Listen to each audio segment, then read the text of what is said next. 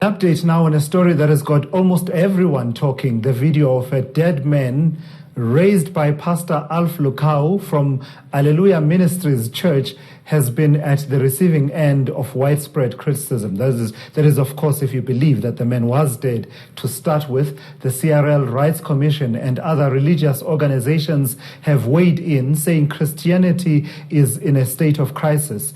ENCA's Slindelo Masikane has been following the much talked about story and joins us live now from our newsroom. So, Slindelo, we are hearing this afternoon for the first time since this whole controversy around this man apparently, allegedly being raised from the dead from the church itself, and it seems the message is ye of little faith.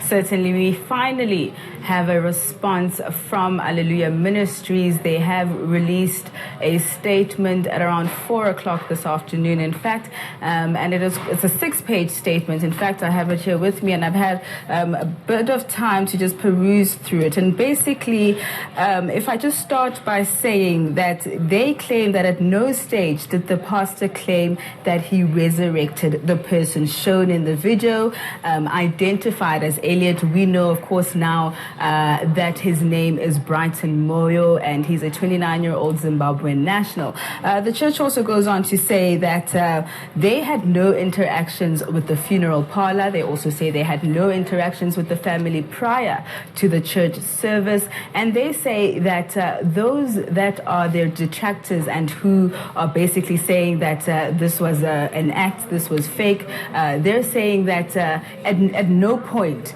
did this particular incident by the pastor be labeled as a resurrection. They're saying that in the video, the pastor does say that you can see the man is breathing. You could see that he was breathing from inside the coffin, and all he did was merely pray for him. So basically, the church also coming out to say that they will be taking some kind of legal action against those that are basically, calling them fakes or, putting their particular name and their church into disrepute. What kind of action that's going to be remains to be seen. We have requested an interview with them because we're definitely seeking a lot of clarity around this statement, because it also goes on to say that those that are their detractors or those that are calling them charlatans, they're saying that, they are inviting them to interrogate the video, but with the facts in front of them. They're saying that, the family is the one that brought this particular man. They're also distancing themselves from the fact that there have been rumors alleging that this particular man in the coffin is a church member and in fact has been doing this on a regular basis for the church. In fact, we heard from some of the man's colleagues at his workplace that there was one stunt he pulled for the church a while ago where he was pretending to be in a wheelchair and was prayed over and, of course, miraculously began walking. So finally, we've heard from the church and basically saying that what's been peddled in the media is false and that people need to interrogate this video with the facts before them, but not saying that, not denying that there has been not admitting that there's been anything wrong that's happened, but not essentially denying the resurrection. They're just saying that the pastor never claimed it was a resurrection.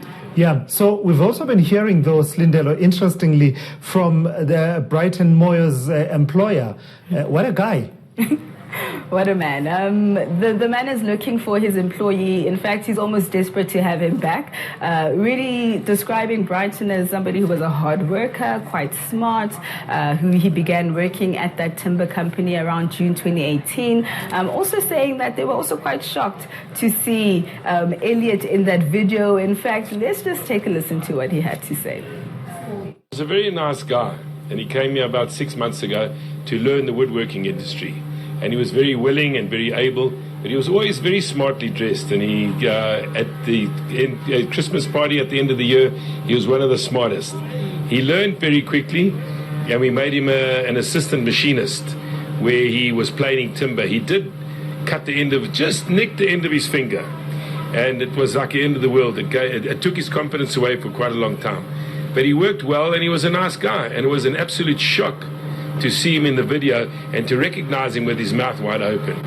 Tell me about that moment. Exactly where were you when you saw the video, and what went through your mind when you saw him and recognized him? Well, we suspended him a couple of weeks ago for missing a Monday and coming late on a Tuesday. And he was suspended with full pay, but he never came back. And we wondered what happened to him. And one of these friends brought a video into the office and told us that Brighton had died. And I love my employees. We've got 50 guys here. And to know that one of them had died, I was shocked. And when I went to look at the video, and I saw him lying in the coffin, and I saw his mouth moving, I said, he's not dead.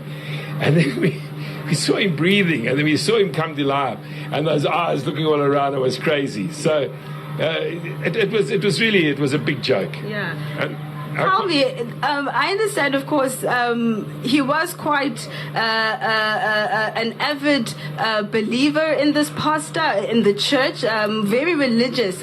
He was a member, according to what you know. He was a member, and they all talk about believing in the things and all that, but I believe his sister and his aunt and another family member are in the church. And he, from what I hear from my staff, he was trying to get people to come and do the act with him. So I believe he has done a stunt in the wheelchair where he got up and he walked away.